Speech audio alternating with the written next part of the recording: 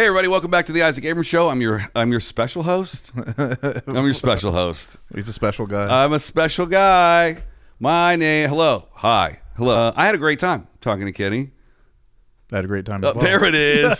That's I didn't know if you were ready. I was like, the pause has to be long enough to jump in. That's what you call a leading statement, folks. Please enjoy the episode and tell us what you think in the comments. We will see you next time.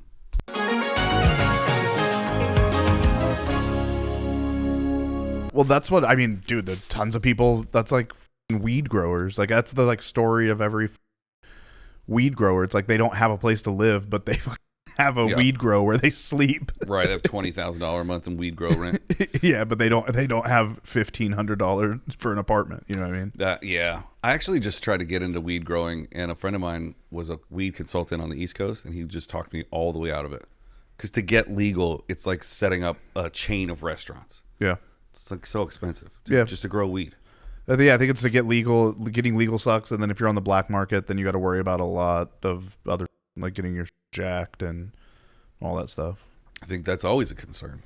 I mean, I think when it's legal, you can call police. Like you have like recourse when you're like on the up and up. Right. So I think it's harder. I think you'd still get jacked, but it's harder to get your stuff jacked. You can because you're like allowed to be there. Can you imagine if when you were a kid? I assume we're close in age. I don't think you're quite as old as me yet. I'll be 38 like next week. Right. Okay. So early 90s, someone comes to you and they go, you know, when you're 40, someone's going to steal all your weed and you're going to call the cops and they're going to go find it for you. Hell yeah. Yeah, you would never believe that. Right. Is there like a special weed unit for like people that fuck around in the marijuana business? I don't think so. I don't think so. Like if you're saying for like the weed unit that helps the legal growers. Yeah. Like there's a special victims unit, right? We all watch CSI. But what if there was a special weed unit? Man, if there was a special weed unit, they would just forget, dude, that's weed. They would just end up forgetting. But that would be the best cop job on the planet. Yeah. Being a weed detective. Who took your who took your weed? I got to get into your state of mind, so I got to get high. Yeah. Because 9 times out of 10, they just probably forgot it somewhere. Yeah, it'd be like, dude, did you check between the couch cushions? Yeah. Do you have $25,000? Yeah, weed was the game. Weed was like for a while that was like the game everybody was getting into, and then it was when it was becoming legal, people were trying that's when I was growing weed, like working in that field was like 2014, 2015. Literally. Yeah, before comedy. So I was training jiu-jitsu full time.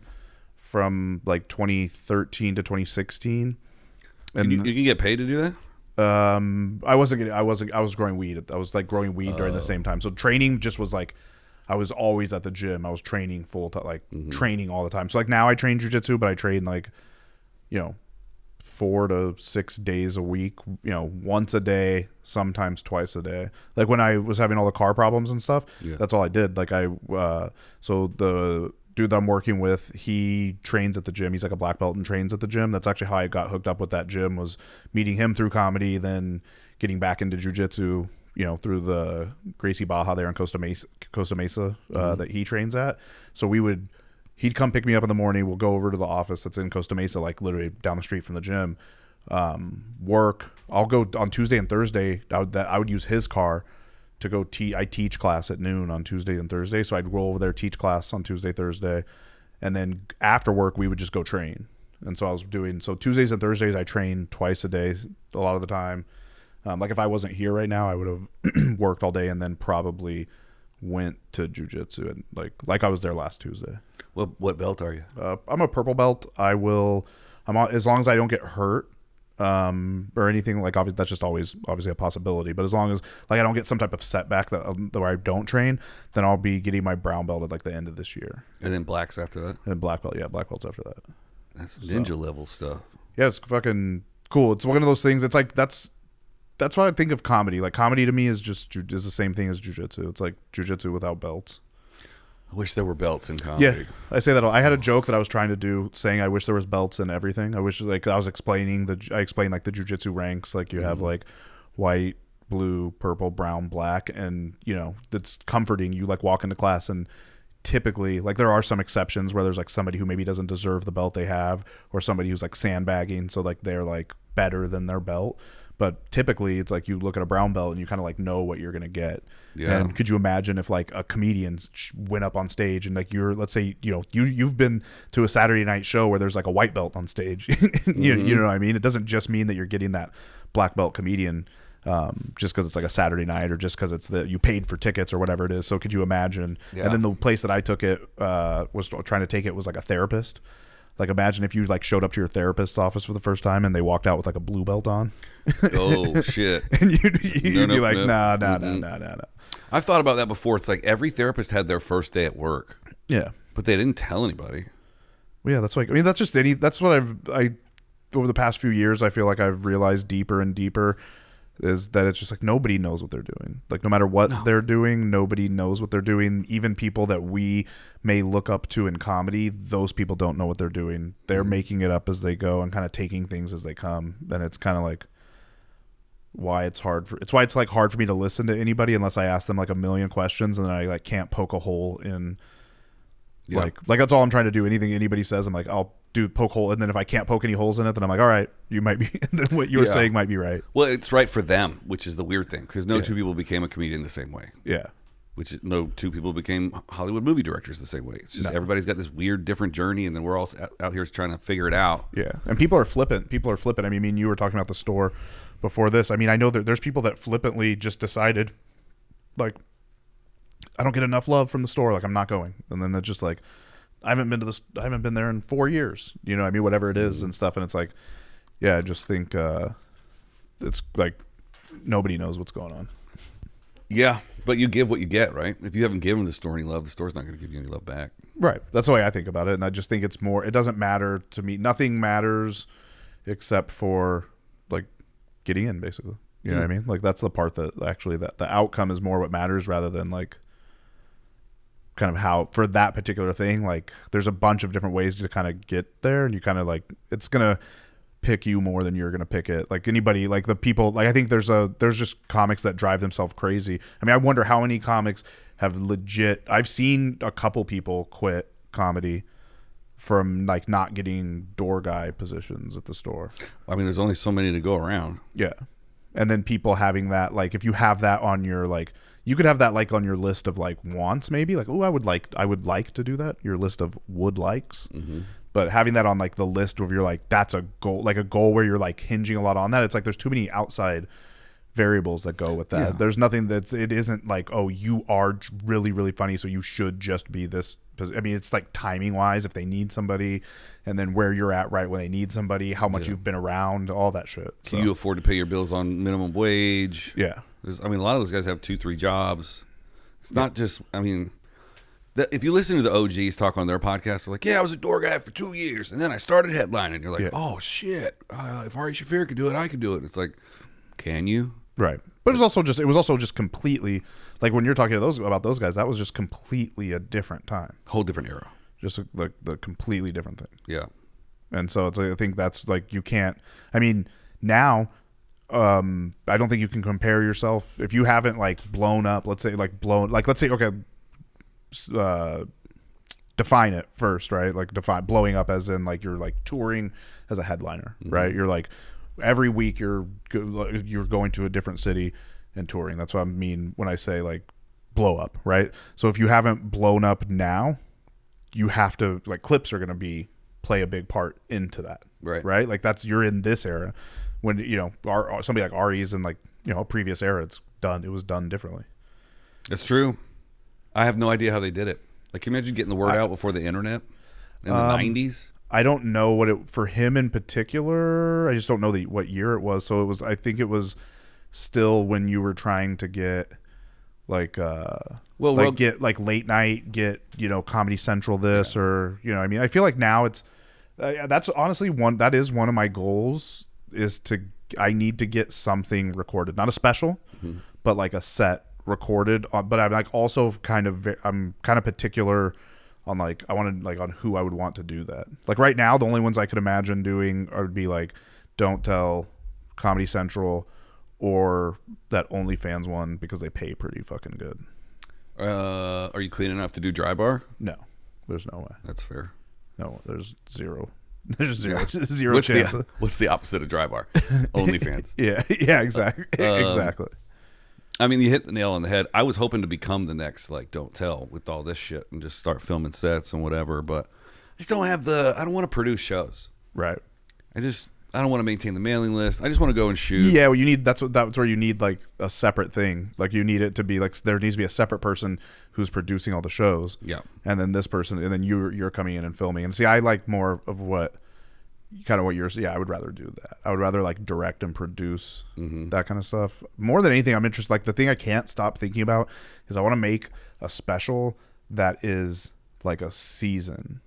Like basically what I want to do is I want to make a special that's like a tour documentary, but actually really of a tour. Like not of like, oh, so what we're going to do is we're going to have the film crew come out on like this show this weekend, and we'll be able to get enough footage and put it together with enough voiceover to make your little 2-hour tour documentary or whatever it is. But I want to like make an actual like documentary, like something long, like his episodes. Cause I feel like that's like, cause I'm trying to think of like what is special, like what's actually right. That word's thrown around too much. Like what's actually special now. And I'm like, okay, that's something that it's like, I don't think's really been done. And that would be the closest thing to it was Sam Tallent's first special, but he would do like 5 minutes at one club, and then be in the car and traveling around, talk on the camera, and then like do another 5 minutes at another club.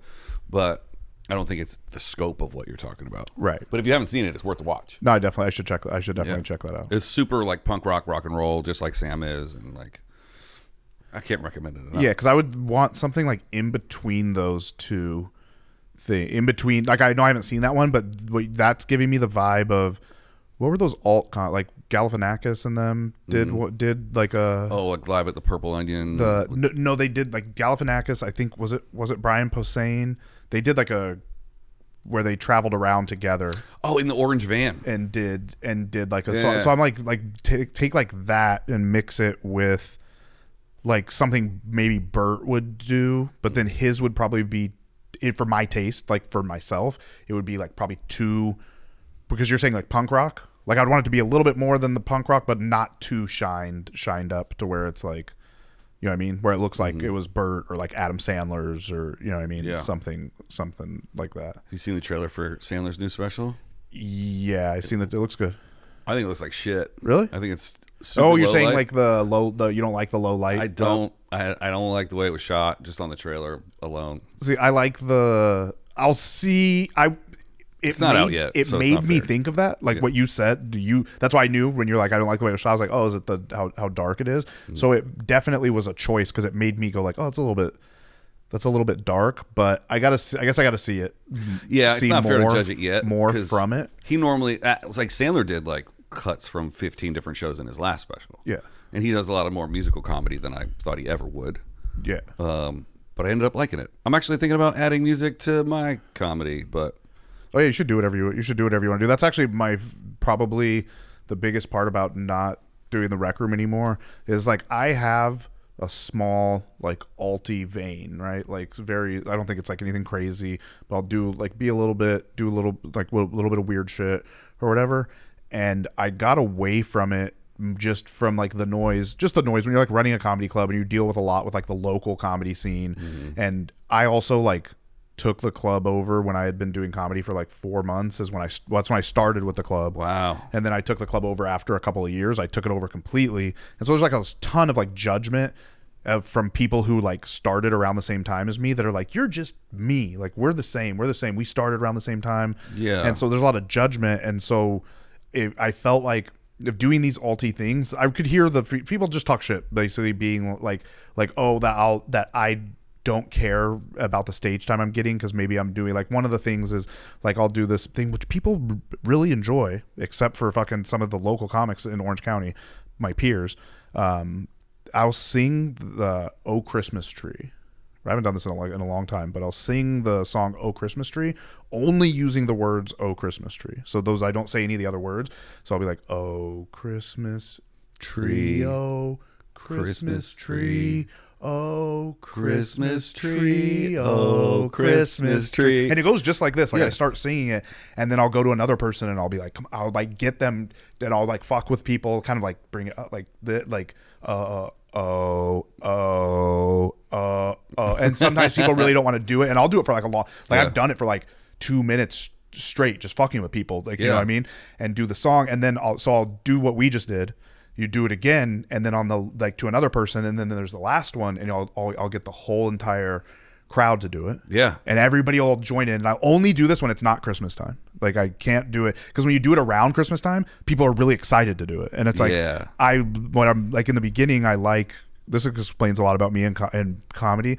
Is it's like I like people, I want people obviously to think I'm funny, and that's the most important thing, but I also kind of want them to be like, what the fuck is this, like stand you know out, I mean? Be memorable and stuff. And so I'll get everybody to do it, and then I'll like just like look around a little bit, and then I'll go to somebody and start doing it again, and then every time it's different. Sometimes I've done it 2 or 3 times, like to where people are getting very like uncomfortable in the room. I've done it, and a lot of the time, more often than not, it's literally me going like starting it, and then people being uncomfortable, and being like, nah, I'm just fucking with it. I was like, what would you guys do if I did that all night? Like, you know what I mean? Just something like that. But there's been like, I got banned from 2 different open mics in Orange County for like doing that, because like the hosts of the open mics mistook that for like me, like they thought I was doing something to like filibuster their mic or something. Like did you go over your time?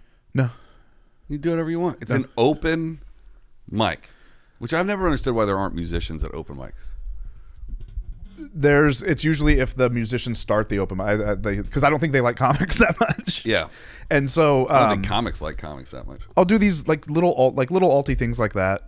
Another one is I'll if I forget my something, or if I flub something, a lot of the times I'll just like kind of throw my hands up and be like, fuck, all right, let's just start over. Let's start over for a second. Come on, let's just start over. Shake it out. You guys will shake it out. We're gonna start over. I was like, I've only done like 6 minutes. I'll do those 6 minutes over, and we'll hit the ground running. And then from there, I'll do it. Sometimes I'll just say the first line of the very first joke, and then it gets the pop, and then go back into what I'm doing. And then sometimes I'll fuck with everybody, and like I'll do a whole joke, and there will be people in the audience that are fucking losing their mind, dying laughing, and there will be people in the audience that I can see them wanting to fucking leave. Like they're like, what the fuck is going on? But I try to sympathize with everybody's in their own head and everything, but some of my peers are kind of just like, well, you wouldn't fucking do that if you weren't booking yourself. Like if you're doing, like, basically it's disrespectful. And so then at one point I just, a couple years ago, this was like shortly after the pandemic, coming back and then having people talk a little like shit again, and kind of remembering what that was like after a year and a half of that not happening because we were all at home. And so I was just like, from then I was just like, fine, I won't do any of that shit. And I haven't done any of that shit for a couple of years. Here's what I think about that. First of all, you keep calling them your peers, and I totally disagree with that, because you're in a different bracket just because of the stage time, whether or not you gave it to yourself or not. Your actual peers are other comedy club managers and owners. Right. So if those people are talking shit about the way you run your club or ran your club, maybe take a listen. But if an open micer in Orange County who doesn't drive up to Los Angeles on a regular basis is trying to tell you that it's no fear. Right. No, I agree with you. Yeah. There's just, in the position I'm in, or I was in, I got the benefit of the stage time, right? Like I get a lot of the benefit. I'm not going to win, like in the public opinion, or like in reality, I already know like what you're saying, but in the public opinion or in like optics or whatever, I'm not really going to win that by saying that, by just like going that way. You know what I mean? So instead I was just like, fine, there's things that you kind of get and don't get for what you're the role you're playing. Yeah. And that was just the role I was playing then. And so that's what I'm saying is now it's like, I'm just representing myself. I don't represent anything bigger than me, like a club. Oh, okay. Or anything like that. I think I'm turning a corner on this. So you felt like you had to placate some of the comics at the club because you also ran the club. Like you didn't want them because they're basically, they're talking shit on the club, talking shit on me, being like, you wouldn't do that. Like basically, like if I had to go through the booking process, I wouldn't be doing this stuff that they're just mad. They're just really, it still says everything about them. Yeah. But I'm just like, the way I am too is like, okay, fine. Do you want me to like just do bits and like it's gonna be fine? Like I have all the time for that plenty of material. Yeah. And so I just done, and then what happens with that is then the material just gets better. So it's not like it was like a thing like, oh, woe is me. Yeah. But I'm excited to be able to get back to that and to like just represent myself only and not have to worry about like, well, how does this make the club look, or how are people going to be doing this or that? I could just go and have a good time. Yeah. So That's what it's all about. oh yeah, Being silly. I like it. I love that you do the singing stuff. yeah. Singing is I mean, it's fun. Like It is fun, and that's our job, is to lead other people into having fun, right? If it was easier to do, one of the things, and this is something I never would have consider. I haven't thought of this now since the club's been closed, but I could do this. Is I have a couple of vocoders or whatever, the voice changer, like fucking you can do auto tune, and I have a couple of Zoom ones. Zoom makes like a V6 and a V3, I think. I have the 3, and I thought about doing, like, I have a podcast. One of the podcasts I fucking barely ever do episodes for. It's called The Devil's Playground, and it's just me and my friend who's a comic from Orange County, Brian Matthews. We just use those and fuck around. It's literally just like 2 kids making noise into microphones. Yeah. We're just like playing with all the buttons, and then we'll just get into some like riff. You know, most of the time it involves the devil and a baby, because those are 2 of the. Dude, I love the devil talking to the baby thing. Yeah. And so we do like a podcast. We'll do like a podcast where like the baby, and it's like every one of them's been like somehow this baby's ends up in hell, and it's like the devil going, but the baby kind of ends up to be more evil than the devil ends up to be. Like, always, yeah. I always have the devil call customer service. Oh, that's hilarious. Like, hi, hello. Yeah. Do you have any souls? Are there any souls for sale? My refrigerator is broken. I just can't get mine to not buzz when I run it through the recorder, so I haven't been able to fuck around. So they're same issue where I've had like differing levels of audio. It's fun to do it live too. Like I took it into the rec room multiple times, not during a show, but just like off show, and plugged it in, and I'm like, man, that's one of the ones that would be so fun. I think there is a comic somewhere that does like a touring comic that uses one of those for something. I don't know if they do beatboxes or Morgan J has a highly, he cranks his auto tune way up. Yeah. And then Jeremiah used to do it on his podcast. Yeah, Jeremiah was why it took me so long to start the Devil's Playground podcast, because I had to like finally tell myself, like, you're not copying. You can't have the whole corner on using those devices on a podcast. But in my head, I'm like, he did it first, because I had a different, Mark Ribble. Yeah. So I had the same looper that he had. Actually, my roommate did. He had bought the same looper that Mark Ribble had, and we were fucking with that. And that has some voice changing shit. And that was like the first time we got into this. This was in like the beginning of 2019. Mm-hmm. So he gets that. I look up to how to use it, this looper, and I find this dude that's in 2019, again, like January, February of 2019. I find this guy who's in his bathrobe singing, and he has like okay views, but it's not crazy. And then fast forward, literally, like we would watch him at the rec room. We had put it on the like projector and shit, because we were fucking with this thing. I was like, look at this guy. He has a song. It's called, if you look it up it's called One More Time, and it's like it was just him doing his same shit. And he's in a robe and singing very well and all that shit. And it was like literally like a year before. Then all of a sudden, pandemic, we like blew up. I was like, that's insane. Yeah. I remember when he was like doing nothing. Yeah, we caught him on the first upswing. I was doing a podcast for a video game company. We were doing 15-minute interviews just to promote the game, but you didn't even have to talk about the game. Right. And we were offering our guests $1,000 for 15 minutes. And I called his manager. I was like, "Can we get Mark on the show?" He was like, "The money's a little low for us." I was like, "It's 15 minutes. That's $4,000 an hour." Like, yeah. Said no. Jeez. Yeah, but anyway, I want to get into all that shit. My buddy Timmy lives up in Washington. He's a comic. He's got a handheld one. It's small. The mic cable just runs in and out of his hand. Oh, okay. And he can just click it, and then he just does these loop jokes. And like he'll set the punchline is actually the first thing he says into the mic, and that's looping. And then he's like throwing other shit in there, and I'm like, oh, like for me, it's so much easier to sit down and like write a musical based bit, right? Or at least something with some musicality or some timing to it, or something that has to be programmed or something, than it is to be like, okay, time to be funny. What's funny about ducks? Let's write duck jokes. Like, it's not fun. Yeah, I would love to do. It would be fun to do like some type of like conscience bit with the devil, like having the being able to go switch between like my regular voice and being like, no, don't do that, and switch like, yes, do that, like, you know what I mean? Like that would be like off the top of my head, like a fun fucking like something that would be fun. Those things are cool. I just also think like, okay, let's say the best case scenario is I start doing it and then I love doing it. Now it's just another thing I have to worry about for like travel if I'm traveling, of like bringing it with me and like sound checking and all that shit. You're gonna sound check anyway. I know. Come on. I know. I gotta try it. Just try it. I got a little tiny recorder because on Amazon Day they were my favorite recorder that I wanted for the road that I need for my road gear anyway. It's like $500. It was on sale for like $225. Nice. It's a Zoom. It's another 3 number or whatever, but it's tiny. It only has 2 little mic inputs. So on my desk at home, I've got my voice changer, I got a microphone, and I got that little recorder. And it's like, oh, I'm just gonna take 15 minutes and just fuck around. Yeah. And then maybe I'll write some jokes after that. Yeah, that's what that podcast is. And then I'm gonna try. We're supposed to actually record on Thursday. We're just do a test where we're gonna record it on a green screen, so we can just take ourselves out and put us in anything. That's funny. And so there's a lot you can do with that. Yeah, and then the point is to make it like something short, like have a short form podcast. Like maybe it's only like let's say we record for like a fucking 45 minutes, and then we'll just take like the bits and make each bit kind of an episode. So it'll be like 10 or 15 minutes. Don't even call it a podcast. People are just so tired of hearing that word. Yeah. Just call it the Kenny Weber Show, or the 1B. Yeah, you call it the 1B Kenny Weber Show. Yeah, Kenny and 1B. I have a couple of would you rathers because that's how I get my fucking views. Cool. Are you down? Yeah. I'm scratching off the first one because this is dumb. All right, I'm gonna ask it to you anyway, but I'm probably gonna cut it out. Okay. Would you rather play video games or would you rather play sports?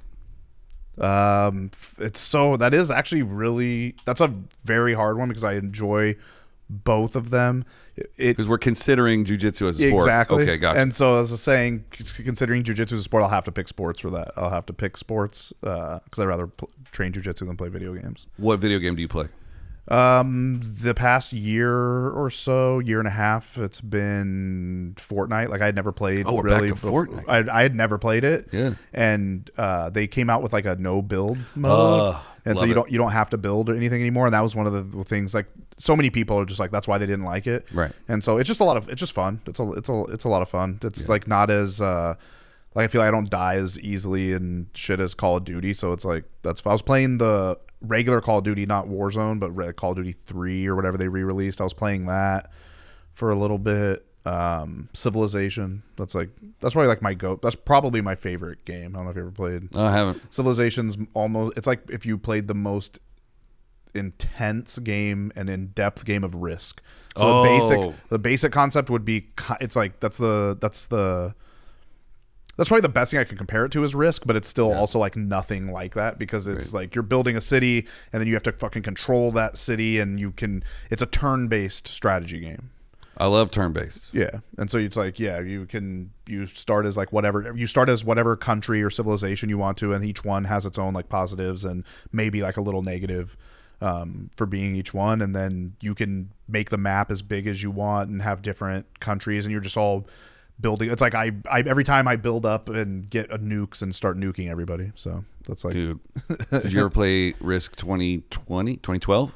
We had the moon. Yeah, dude. Yeah, I had that. That's funny. I had that game. I played it. It was like so much fun. Dude, I used to love fastest finger shit like Warcraft and all that stuff. Yeah. So this one is nice because it doesn't have to, because it is turn based, so you don't have to be like all the hotkeys and everything. You kind of take your time and go through it, and then it's one of those things where like in the beginning, I mean the first 20 turns you're just like click click boom click click, and then I mean now like fast forward to like your 300 or 400 turns in, and it's like you're taking 5 to 15 minutes per turn to like go through all of your. Like I said, I've only, because I'm not a crazy video game head where I'm just like fucking on that shit all the time, I've only ever finished like 3 games of Civilization, and I've played that game for like the past like 10 years. So 15 years. You kind of like pick up where you left off. Like you don't have to be sitting there babysitting it. So you can pick up where you left off, or a lot of times if it's been too long, I just start a new game because I'm like, you got to fucking try to remember kind of like what you were thinking and like where are all my fronts of war, because it's like, I have like, I'm over here and I have Japan over here against me, and then I'm over here and I have fucking France or whatever it is. And it's turn-based against the computer. You can play with other people, but it's like You don't want to wait on those people. Yeah, it's a harder thing to coordinate. So turn-based against the computer. The funnest way that I like to play it is, if I'm going to play multiplayer, is turn-based, but with if we're both at my place with my PC, then we just play on the same PC. And then the way me and my girlfriend plays in our room, she has a desk on one side of the room, that we have the bed, then we have my desk on the other side, and I just take an HDMI from my PC, and I have it go over to her monitor on her side. Oh, cool. And then I just mirror the screen, and then I give her like a wireless mouse and keyboard. So we both have a mouse and keyboard. So we're playing like it's two computers, but it's just my one computer. The two computers are one. Yeah, so it's just like in here. Like if I brought the tower, we just hook it up to this shit, but you can still hook it up to every fucking monitor. Dude. In here, depending on your graphics card. But the game is like, if you like Risk and you like that kind of shit, Civilization is. I'm gonna check it out. The shit. You can even get there's a mobile version that's like pretty much the whole game. Civilization 6 is the one right now, and then there's I think 7 should be coming out in the next year or two. But sick. It's fun. I want to get into streaming video games because I play video games for an hour every day while I ride my exercise bike. Yeah. So I'm just stuck to shooters right now because that's just easy, mind-numbing, just roll around, shoot people. But I would bill myself as the world's worst Warzone player. Yeah. Because I'm absolutely horrible. But I like to play multiplayer and accomplish the little missions. It's like, go get 3 headshots with snipers. Okay. See, I'm the opposite. I never do any of those missions. But then in Fortnite now, they have all those skins and all that shit. And so some of that unlocks some of that shit. And so now I'm like... it's so funny. Before I started playing Fortnite, I was like, I would never buy any of those skins. I would never. That's so stupid. And then then they do this. I don't know if it was a genius thing they did or if it's a coincidence. They do this thing where you have a default character, right? But you don't. Your default character is still random. There's 4 or 5 different default characters.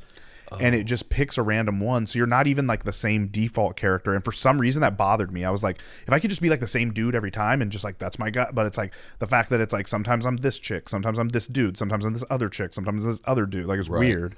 And so then so the next thing you know, I'm buying all fucking 4 Ninja Turtles. Oh, sick! They have some sick characters. They know what they're doing. Dude, when they had Star Wars and you could be Darth Vader, I was like, bro. Yeah, they had Star Wars. You could be Darth Vader, and then they had Star Wars. You go fight him. You would go fight him and a couple stormtroopers, and then have a lightsaber as your weapon. Yeah, dude. But I always wanted to learn how to build though. But you see those guys that are never gonna be that fast. So I built a PC, literally finished building this PC, and I was gonna do streaming and I was getting way more into video games. I was playing a lot of Fortnite. I did all of this, and it was the PC was finally done. I spent a fucking ton of money on it, and then I got the word that the rec room was closing literally 2 weeks after. Dude. And so now I just I don't have time because I need to do the following things. I have to work 40 hours a week, right? I work a regular job that takes up no matter, even though that job is pretty flexible and I can kind of work a little bit extra this day, work a little bit less this, do all these things. It's cool. I can even work remote if I go on the road, right? As long as I can be physically on my computer, be hard on the plane or something like that. But if I can be on my computer editing and shit, I'm working. So it's I can work. So it's a cool, flexible job, but it still requires 40 hours of attention. So there's that. There's jiu-jitsu now, which that's the hard part is I wasn't doing jiu-jitsu really before I've been doing it the past year, but it's just I've never had the full-time job, full-time comedy and doing jiu-jitsu, right? That's a lot. So I'm doing jiu-jitsu. Yeah. Then I got to do comedy, which is more important than jiu-jitsu, right? So it's I got to put that gets the next most attention, right? Besides work. And then I got jiu-jitsu, comedy, work, and I have a girlfriend who's I live with a real girlfriend, not Do you? Yeah. You got a real one? Yeah, a real life girl. Wow. Well, you know what I'm saying. Some people will be they'll be in a relationship, but it's not as. Oh yeah, my girlfriend lives across town. Yeah, it's not even that it's not as committed. I'm not saying that they're not committed. I'm saying that it's not that when are you going to be home? Type of it's a not even in a bad way, just in a way of hey, we live together. Right. I was wondering what time you might be home. I don't want you to scare the shit out of me when you come home after a show. What time will that be? I totally get it. And I would like to do this. in 3 weeks, will you be available on Saturday to make sure that we fucking do this? Yeah. You know, when you've canceled on me to do other stuff this many times, you know what I mean? Oh, and the other thing was, so on top of all of that, then there's, and probably the order is different. The order is different in case my girlfriend does watch the show. She falls higher than some of the other stuff on there, but Yeah, she's number one. yeah. But You don't live with jiu-jitsu. yeah, I don't live with it if I could. You don't live at work. But then I have 3 podcasts that I fail at doing right now, right? Well, that's another full-time job. So I have like just a regular podcast, which is actually the easiest one. Just a standard, like we just I do one camera, so I don't have to do any editing. Just crop it and then put that up. So that's the easiest one, and I can cut clips out of it if I want. That's fun. That's the fun part, I guess. And then the Devil's Playground, the one I told you, that one's good. I'm about to make that one a bunch more work because I'm trying to learn more green screen stuff and do green screen with it. But I just think it'll be worth it. Yeah. And then I have a podcast called Man Bear Podcast, and that's a podcast with my girlfriend, and it's rewatching South Park. Oh. So I've done I've released 3 episodes. Well, like we did like a point, like I called it like 0.5, the first half episode. And it was just us talking about our history with South Park and growing up watching it and everything. And then we've watched the first 2 episodes, and I'm like editing the 3rd one. And that's not a video podcast. It is. Yeah? Yeah. How do you get away with playing South Park? So first off, I only play like super fucking fast. Like just like if I'm talking about a joke or something, like it's just that super fast. Like all the cuts are like, I mean, fuck, I don't think there's like a 3 second. I think it's 3 seconds. 3 seconds. Oh, so it's not like in the screen. You're not. No. It's not a 30-minute episode where you watch a whole episode. No. So it's like, hey, okay, guys, this week we watched episode number 3. This is, Cartman goes to jail. This episode starts out with the boys at the bus stop, like one of those. Like I don't know if you ever listened to like.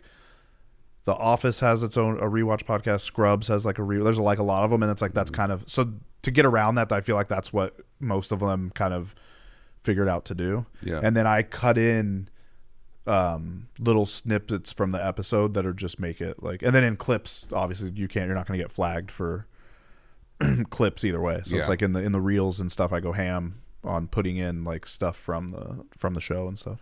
I do that a lot with my reels and my clients' reels, but when I have this thing where if I hear a song and it reminds me of another song, I go home and make a mashup, and I grab their 2 music videos and I just and I cut back and forth. And there's a couple of different TikTok accounts that I follow that play full songs and full musical things. Every time I post anything with music in it, it gets flagged. Yeah, TikTok takes down. We're talking about music and shit. Parody songs. That's another thing I enjoyed. Yes. That's another thing. I don't know if you've seen mine.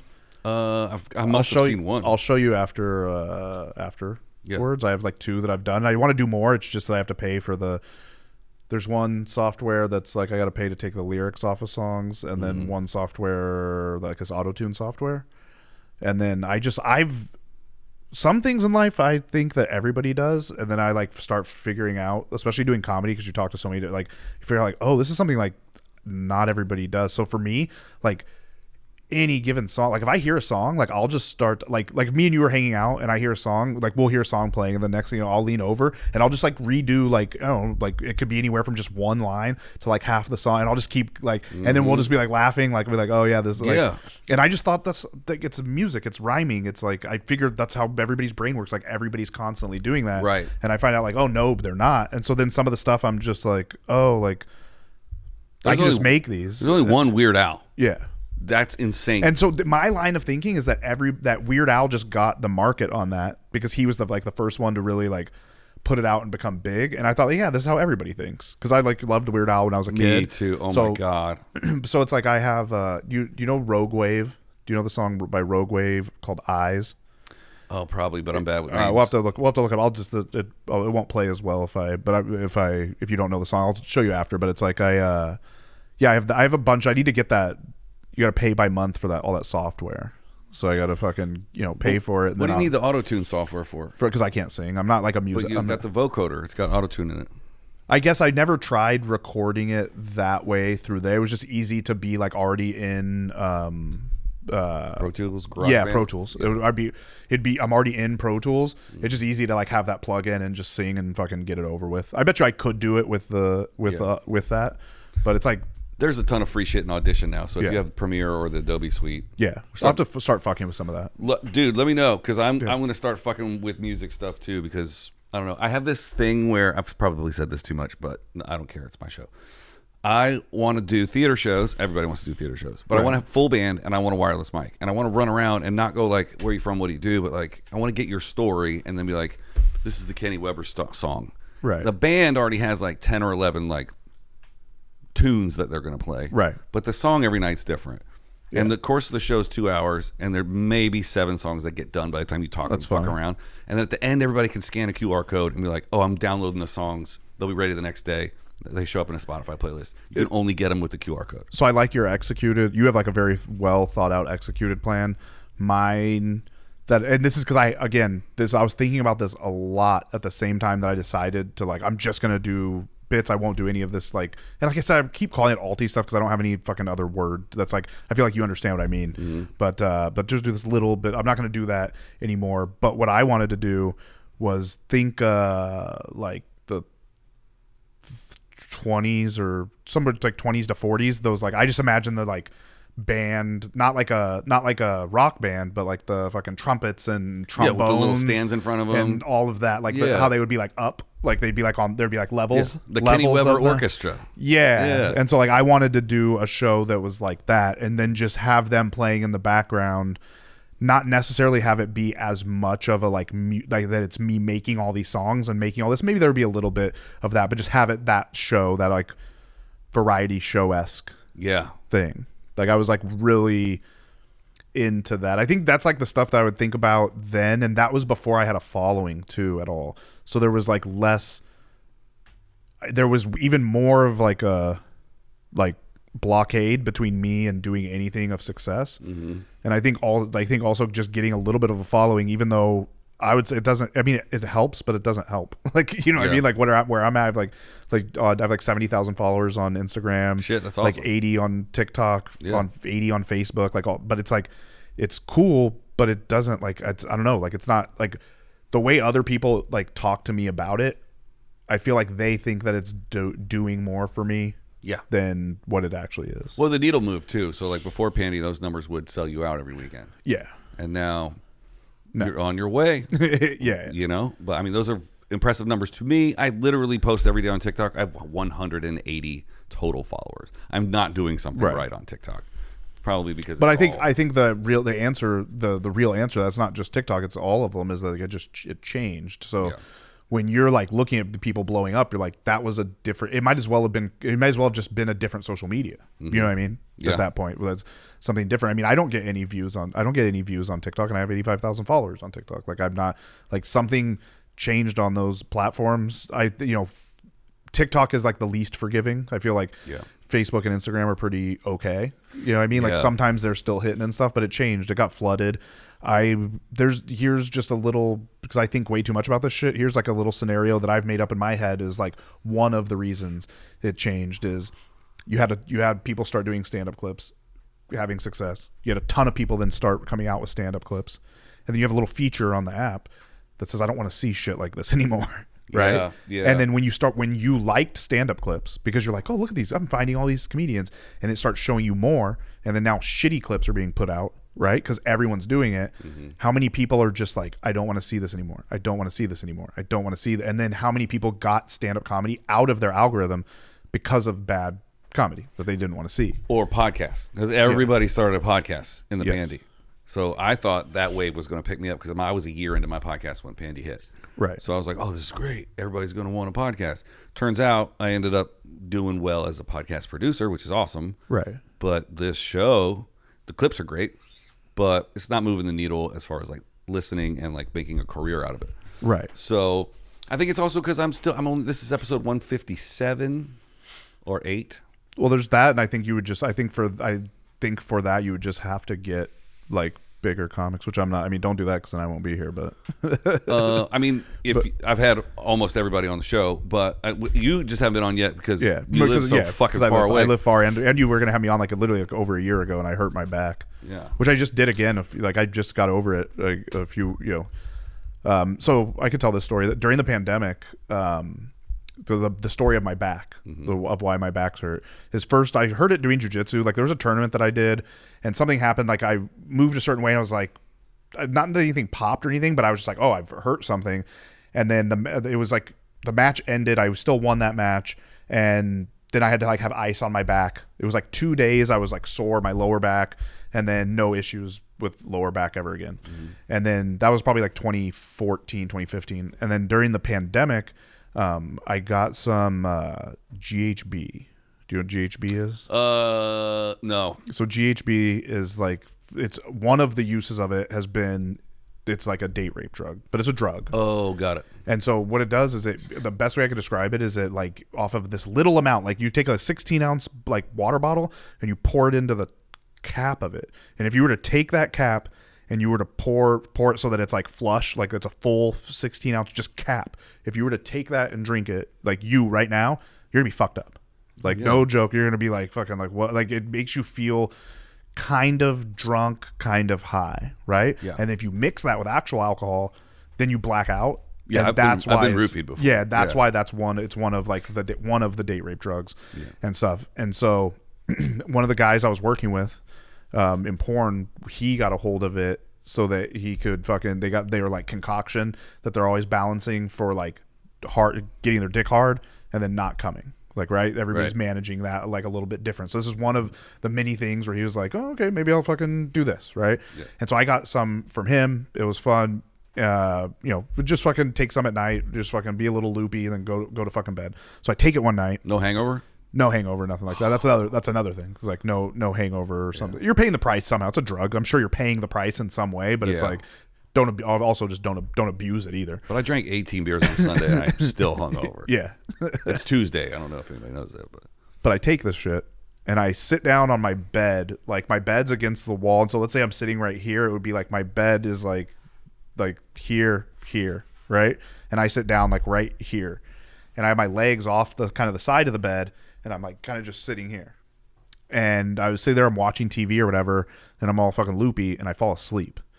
And I fall asleep, like I start like sinking back, and then I'm just kind of way back here, but my legs are like sideways, like off the bed. And so it's just like I'm just leaning over and just straining, just like pulling my lower back on like this side, just straining it. And I sleep like that for probably like 4 hours. Oh, and then my girlfriend wakes me up. And when she wakes me up, I like get up and I'm kind of like, ooh, like that fucking hurts a little bit. And I go to sleep. And then the next day I wake up and I like fucking can barely move and can't walk. I'm super fucked up. But luckily this is like legit. This is like lockdown portion of the pandemic and everything. And so I'm just like, okay, fine. I can like recover. And it takes me like 4 or 5 days to recover. And then now since that happened in 2020, this last time was the third time. So like last week or a few weeks ago was the third time that I'll just have like a little, it'll be like, oh man, I got like a little back, like it feels like I pulled like maybe a little muscle. And then if I don't, now I know I have to like just shut it down. Like I can't do any jiu-jitsu. I just have to be fucking chill, live my life and wait for the pain to completely go away.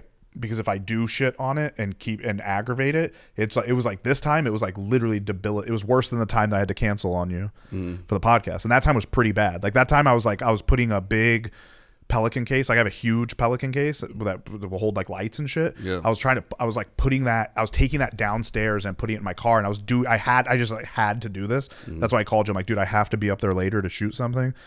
And I was like, I'm struggling trying to I was like drenched in sweat from the pain of trying to put this shit. And I didn't have anybody to help me out at the time. But this time was worse, dude. Like because I just really aggravated it.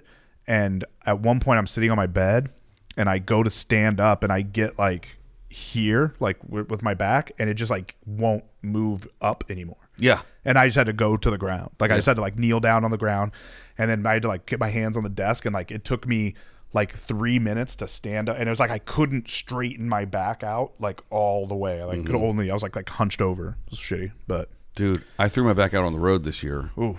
And there's no like, I can't go this weekend. Yeah. Because they're the main suitcase that has all of my headliners' gear in it. It's like right at 49.5 pounds. Like you can barely check it. But that's always here. And then I have my backpack and my camera case on the other side. Somewhere in January, I think it was in Vegas, I go to put that in the Uber or in the rental car, and like from January, I think, to March, every weekend was like, when I stood up, I would physically make a noise. Yeah. Like, ugh. I'm just now, because this happened like 5 weeks ago. And this week, because each week I've been like, no, I'm good now. Even last week I was like, no, I think I feel like 95%. And then I'm like, this week I'm like, oh yeah, I actually feel like I don't have anything. Like I could still sit here, and if I went like this just a little bit, like I'd be like, oh, that's fucking Yeah. like last week. Like back pain sucks. It was like to the point where I was like, is this my life now? Is this just Yeah. It starts droning on. You're like, am I that guy? Am I that age? I'm gonna Yeah. because it's unbearable. Yeah. Thank God for chiropractors. I didn't go to one because I'm too cheap. Yeah, same. But I also have an adjustable bed, right? Because I have sleep apnea, so I sleep a little bit elevated, but I also sleep on my side. So it's a weird Right. a weird crunch up. I want to get one of those things that you an inversion table. Oh man, I had one of those for a while. 10 minutes on an inversion table, it'll stretch you out. Really? Yeah. It's Hell good. I just didn't enjoy the effect of like all the blood rushing to your head. Right. But you can put little knobs in it. So like if you got a little spot right here, you want like a little knuckle digging into you, that you can just move these little knobs around. And because honestly, when my back hurts like that, it feels like that's what I like need. Like if I were to describe to you what I need, I'm like, I need someone to pick me up by my ankles and fucking hold me like this. Or I'm like, I think of Deuce Bigelow, the original, when the dude that he's watching, he shows him how he has the thing where he can do the pull-up bar and then he has the like thing for his feet to hook it or something. I think of that bullshit. Batman had it too. Yeah. The original Batman. He would like hang upside down like a bat. That's you're saying like the original 90s. comic book Batman or the TV the movie with Michael Keaton? Yeah. It was either Michael Keaton or the next guy after him. Val Kilmer, right? Might have been Val. One of the 90s Batmans had the hooky feety hanging upside down. That's hilarious. Thingy. It's like, no, it's just for my back. Yeah. It's like sore back from Batman. that would be that's actually how it would work. I'm sure that's how it would work, like The Boys or whatever. Yeah. Like I don't watch that show. No, I kind of know the gist of it, but that's how it would work for like corporations and stuff. He's like, you love me as Batman, but you know, sometimes I'm Batman, and whenever I'm Batman, I use Icy Hot. Right. He's got just patches like a NASCAR driver all over him. That'd be the way to do it. All right. I have 2 more would you rathers, but I don't like either of them. So I'm going to ask you the wrap-up question that I ask everybody. Okay. This is the question that I ended every episode in season 3 on. This is just like the 3rd episode of season 4, but because I just want to know what you have to say about this. What is the best meal you have ever had in your whole life? Damn, the best meal I've ever had in my whole life. That's so hard. I like food so much that's... There's 2 ways people quantify it. I started giving people a little bit of an out. So people either go the best restaurant experience they've ever had, or the best meal someone has cooked for them at home, like their mom or their spouse, or they do both. Damn, it's just too. I think my problem is I like too much food. Yeah, like I like awesome. too much, like too many different kinds of food. Because picking one thing means I'm not picking like so many other things. But it's like the best meal experience, like the ambiance, the people that were there, the conversation, the food. It's everything all wrapped into one. Like if you had to go back and have this only one meal for the rest of your life, and including the experience, that's kind of the... Then I'll probably have to say there's this place that I don't know, I'm not sure if it's still there, but it's somewhere in like the Valley, LA area called Curacao. Okay. And it's a Italian place, but specifically it's like the islands. I want to say, I don't know what, I want to say like some Sardinia. Is there like something called Sardinia? There might be, I don't know. Sardines is like kind of what I remember. Sardinia, yeah. I think is what it's called, but it's like an island. And it was, so what it is there's a porn star who's an Italian guy, and me and my friend who I was working with, we went out with, it's his boy. And so we all went out to this place, and he's Italian. So he was like, you got to check this specific like place out, come here. And so then the dude was like, knew he was Italian, and that dude's from like Sardinia or whatever. And so he was really cool with him, still charged like full price or whatever. But but just kept bringing stuff out and having the meal. The wine was good, was really, really good. It like fucked you up, but it was really, really good. That's got to be probably the best like restaurant experience, and then the meal was fucking so good.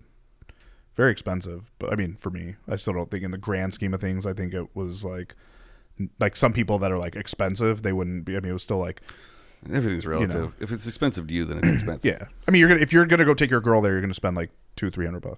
Yeah. So I would say that's expensive. Yeah. Yeah. I was talking to Rob Smallwood a couple of weeks ago, and we were talking about you can't leave the house without spending $100. Doug, so a month ago I bought eggs. I bought a 60 pack of eggs a month ago. It was $16.99. I bought a 60 pack of eggs 2 days ago and it was $24.99. Oh, yeah. I've said this a couple times on the show recently, but like I don't know how much money they think we have. Like the prices keep going up at a rate, and the work keeps coming down. Like even if you're just maintaining your normal job, you're only getting a 3% raise every year. Inflation's up like 18 or 19%. Yeah. We have to get Trump back in office.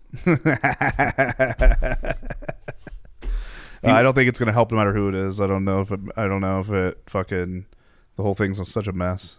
Theo Von just put out an episode today with Trump on it. I'm going to watch it when I get home. Oh shit. Yeah, that's a big get. Yeah, I've been waiting to see if I've just been feeling like it's coming, him on Rogan. I've just been feeling I think Rogan's already said no. It's the number one podcast in the world. You don't think every candidate wants to be on it? I would think that would be super fucked up if Rogan said no. Like I think that, and I'm not even like I to me like really I don't have a dog in this race. I mean, obviously besides the fact that I'm an American, and so technically I do, but I can't. It's just too many things have happened to where I'm like I can't pick any of this shit. It's just it's pretty atrocious. It's a lot going on. I just don't think the way Joe's personality is and the way Donald's like what would they talk about? I think it doesn't matter. I think he would do it because I think that he would be like no if I think he would do it because he would be like he's talked to other presidential candidates. So he's just literally in fairness. Yeah. But didn't Trump just shit on him the other day? That might have been when he got the no. Because Trump was just like, Joe Rogan's podcast is dog shit. I wouldn't go on that even if he asked me to. That could be totally wrong, but it sounds like something I've heard in the last 3 days. I didn't hear that, but I just don't. It would just be weird if he said no. It would be weird to me. Unless he's like saying no because he thinks that like they're going to get like assassinated together or something like that. Like, I mean, if that's if like you're, I guess, but I just don't. I just feel like I feel like even he would just be like, I've literally had Tulsi Gabbard, Bernie Sanders, like RFK, Gary Johnson when he was running. Like he's had these candidates on, and I feel like he's like, oh, I would give him the platform, and I would love to talk to him and pick his brain and ask him about being shot, and Yeah. I don't know. Who knows? Shit. There's 70 something days left. Yeah, who knows what's going to happen in those 70 something days? I hope we're still here.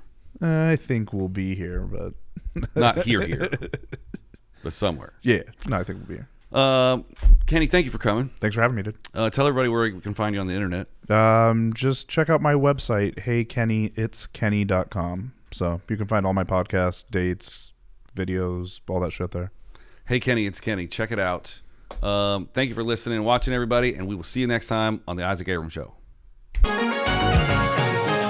This show's a piece of shit.